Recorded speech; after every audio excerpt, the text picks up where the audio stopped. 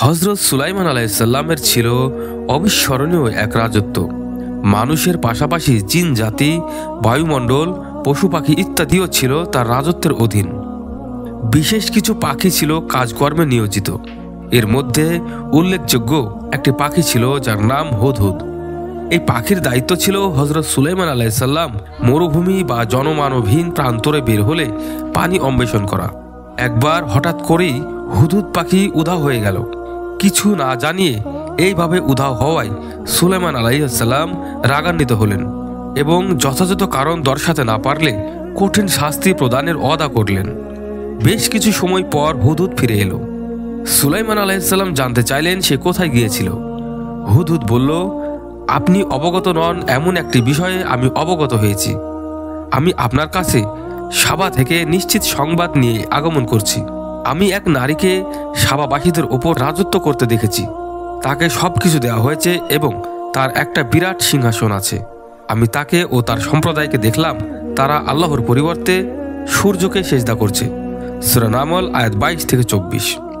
বর্তমান ইয়েমেন অঞ্চলে সাবাবাসীর সেই রানীর নাম ছিল বিলকিস।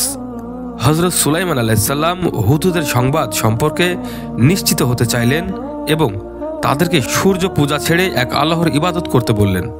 তিনি হুদহুদ পাখির কাছে একটি চিঠি লিখে দিয়ে বললেন, তুমি আমার এই পত্র নিয়ে যাও এবং এটা তাদের কাছে অর্পণ করো। অতঃপর তাদের কাছ থেকে সরে পড়ো এবং দেখো তারা কি জবাব দেয়। সূরা নামল আয়াত 28। সেই চিঠির ভাষ্য ছিল এমন, এই পত্র সুলাইমানের পক্ষ থেকে এবং তা অসীম দাতা পরম দয়ালু আল্লাহর নামে শুরু। আমার মোকাবিলায় শক্তি প্রদর্শন করো না এবং বশ্যতা স্বীকার করে আমার কাছে উপস্থিত হও। সূরা নামল আয়াত 29 থেকে 30। পত্র পেয়ে রানী বিলকিস সভাসদদের জরুরি তলব করলেন এবং নিজেদের করণীয় বিষয়ে পরামর্শ চাইলেন। সভাসদগণ নিজেদের শক্তি, সামর্থ্য ও সৈন্যবাহিনীর কথা উল্লেখ করল। তারা বলল, আমরা শক্তিশালী এই কঠোর যোদ্ধা, এখন সিদ্ধান্ত গ্রহণের ক্ষমতা আপনারই। প্রকান্তরে তারা বশ্যতা স্বীকার না করে যুদ্ধের পরামর্শ দিল।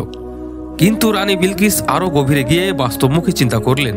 রানী বিলকিস বললেন, রাজা বাদশাহ যখন কোনো জনপদে প্রবেশ করে তখন তাকে বিপর্যস্ত করে দেয় এবং সেখানকার সম্ভ্রান্ত ব্যক্তিবর্গকে অপদস্থ করে।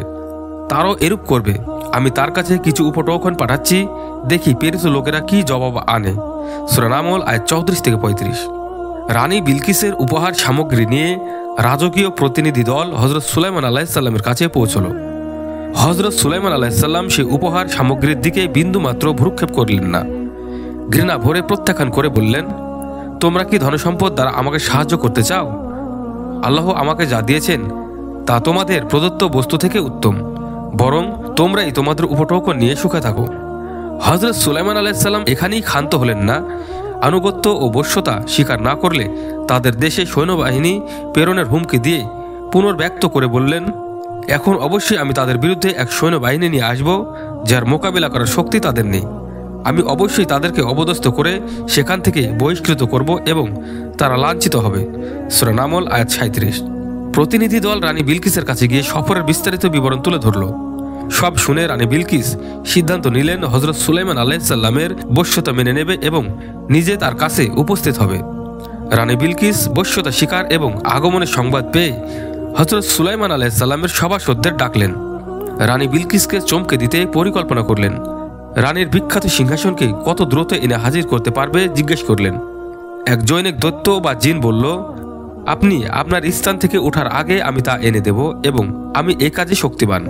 বিশ্বস্ত কিতাবের জ্ঞান যার ছিল সে বলল, আপনার দিকে আপনার চোখের পলক ফেলার আগেই আমি তা আপনার কাছে এনে দেব। সূরা নামল আয়াত 39 থেকে 40। চোখের পলকে হাজির হলো রানীর সিংহাসন। সেই সিংহাসনের অবয়ব কিছুটা পরিবর্তন করে দিলেন হযরত সুলাইমান আলাইহিসসালাম। রানী আগমন করল। রাজপ্রাসাদের স্বচ্ছ কাচের সড়কে ভ্রমে পড়ে গেল এবং গোড়ালির কাপড় টেনে উপরে তুলে ফেলল। কোরআন মাজিদে বলা হয়েছে, তাকে বলা হলো এই প্রাসাদে প্রবেশ করুন। যখন সে তার প্রতি দৃষ্টিপাত করল সে ধারণা করল যে এটা স্বচ্ছ গভীর জলাশয়। সে তার পায়ের গোছা খুলে ফেলল। সুলাইমান আলাইহিসসালাম বললেন, এটা তো স্বচ্ছ স্ফটিক নির্মিত প্রাসাদ। সূরা নামল আয়াত 44। এটা ছিল রানীর জন্য প্রথম বিস্ময়। রাজপ্রাসাদে তার জন্য অপেক্ষা করছিল আরেক বিস্ময়। রানীর যে সিংহাসনটি জিনেরা নিয়ে এসেছিল সেটি দেখে রানী বেশ আশ্চর্য হলো। তাকে জিজ্ঞেস করা হলো, তোমার সিংহাসন কি এরূপী? বিলকিস বিস্ময়ে বিভূত হয়ে বলল, মনে হয় এটা সেটাই। আমরা আগেই সমস্ত অবগত হয়েছি এবং আমরা আজ্ঞাবহ হয়ে গেছি। সূরা নামল আয়াত 42।